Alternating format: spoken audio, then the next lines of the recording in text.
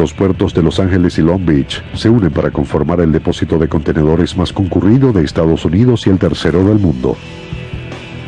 Anualmente los empleados manipulan en el puerto casi 130 millones de toneladas métricas de carga valoradas aproximadamente en 200.000 millones de dólares. Pero antes de que las mercancías lleguen a los almacenes y fábricas, primero deben descargarse. APL Limited es una de las mayores consignadoras transatlánticas del mundo y su depósito de contenedores en el puerto de Los Ángeles Long Beach es una de las zonas donde la carga se realiza con mayor rapidez. Al puerto de Los Ángeles Long Beach arriban los portacontenedores.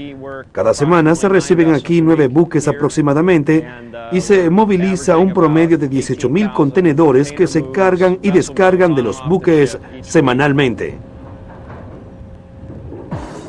Grúas puente descargan los contenedores de los buques. Los operadores de las grúas se encuentran a una altura de 35 metros manejando los controles desde una cabina.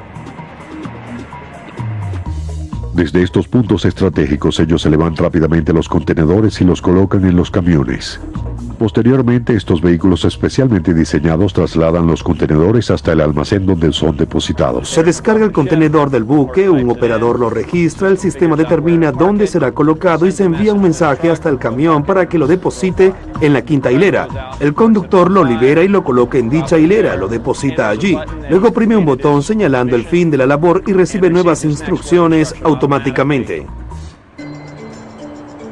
Con más de 10.000 contenedores almacenados, los gerentes dependen de ese indispensable organizador de la vida moderna, la computadora.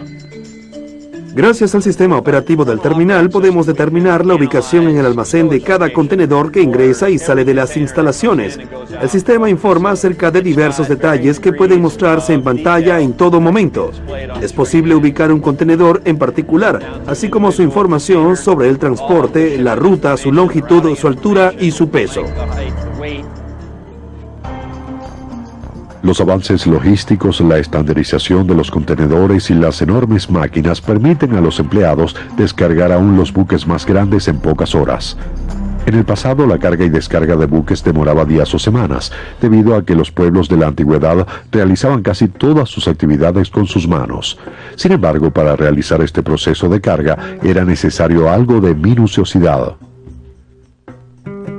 Los trabajadores de las canteras utilizaban las barcazas del Nilo de aproximadamente 60 metros de largo para el transporte de obeliscos que pesaban cientos de toneladas.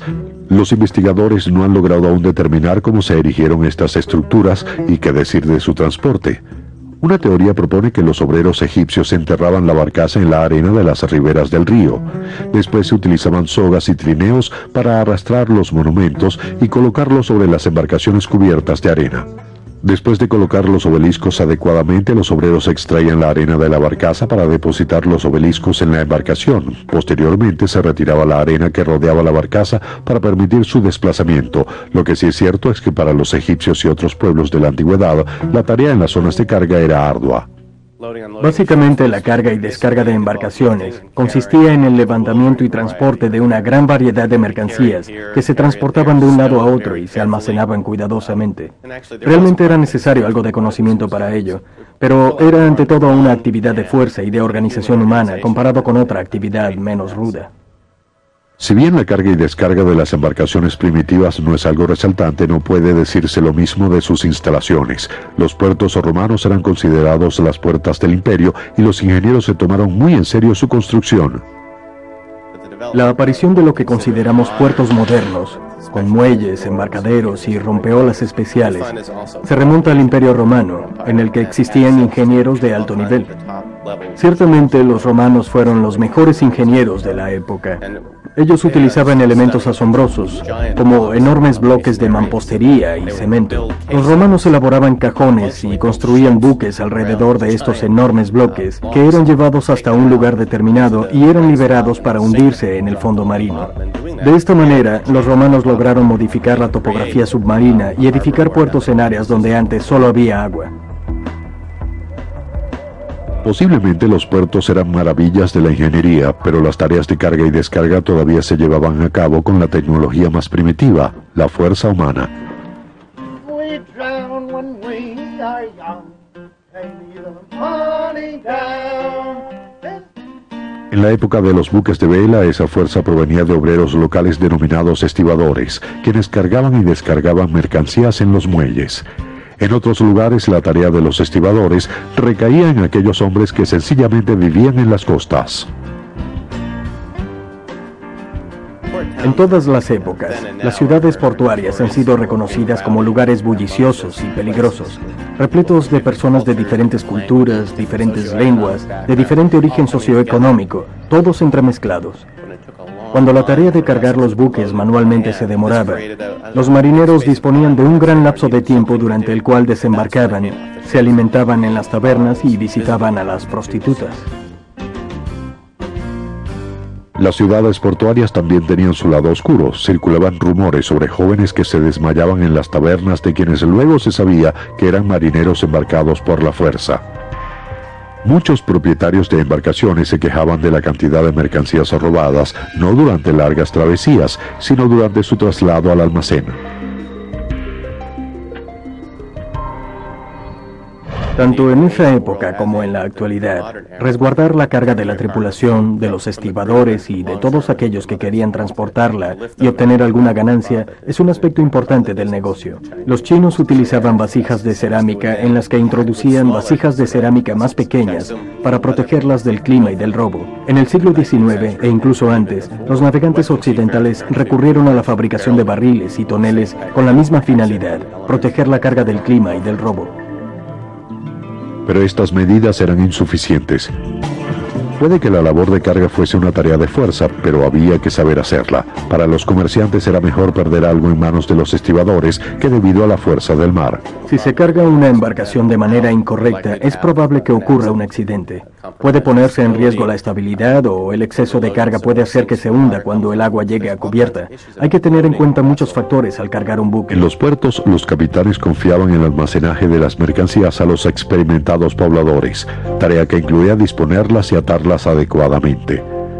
Pero durante las travesías, la carga de víveres frescos recaía en la tripulación.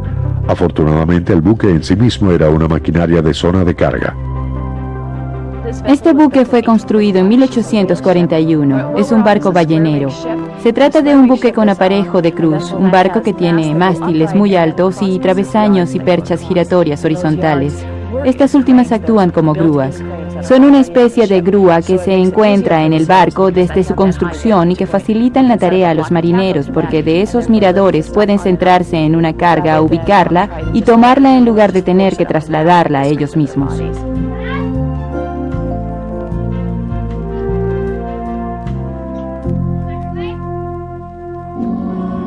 Los marineros usaban enormes redes de carga elaboradas con sogas para embarcar todo tipo de mercancías en los buques, pero un objeto en particular contenía la mayor parte de la carga, el modesto barril. En el siglo XIX fue el equivalente del contenedor metálico de hoy. El barril se utilizaba como contenedor de diferentes productos. Podía contener vino, agua, whisky, todo aquello que generalmente pensamos puede transportarse en barriles. Pero también podía contener clavos, manzanas, porcelana protegida con acerrín, juguetes, repuestos para barriles, velas de barcos, casi todo. La razón por la que se le consideraba tan útil antes de aparecer los montacargas era que podía rodarse con ambas manos, con una sola, con un dedo o manipularse fácilmente. Podía voltearse con facilidad, es posible balancearlo tan fuerte que casi logra mantenerse sobre su borde. Además puede girar sobre sí mismo, así que es un objeto perfecto. Se utilizó en el siglo XIX, pero es un objeto que se remonta a la época de los egipcios. Gracias a su forma, el barril era una herramienta en sí mismo, mitad rueda, mitad palanca. Pero por más perfecto que fuese, dependía de los fuertes brazos y espaldas de los marineros para llegar al barco. Pero a comienzos del siglo XIX, la potencia del vapor comenzaba a cambiarlo todo.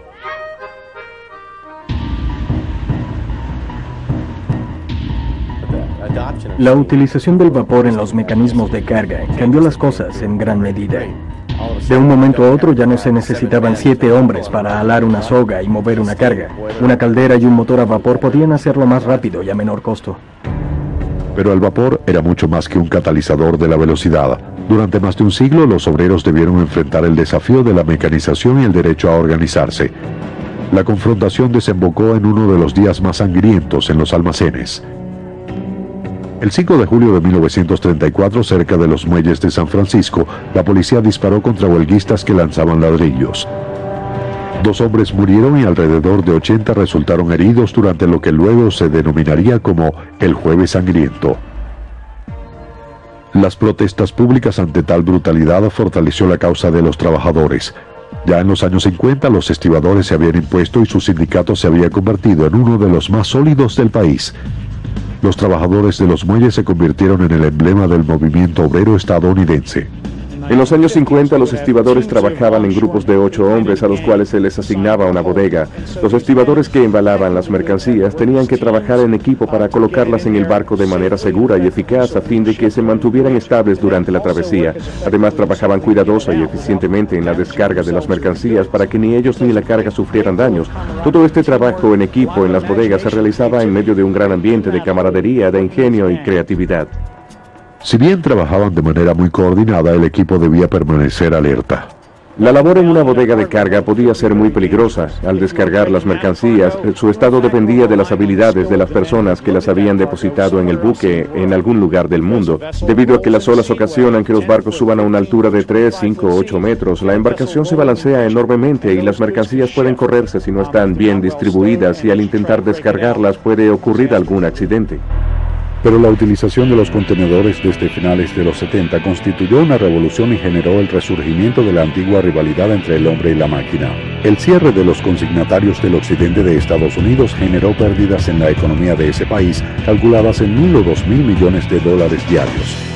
La causa del conflicto fue la antigua controversia de pérdida de empleos debido a la mecanización, pero el uso de contenedores ciertamente es ventajoso. Esto cambió muchas cosas, realmente aceleró la tarea. Anteriormente los buques permanecían días o semanas en los puertos y ahora permanecen solo unas horas. Los barcos pueden realizar una travesía de 2 semanas y cargar o descargar mercancías en tan solo 15 minutos, reduciéndose así los costos.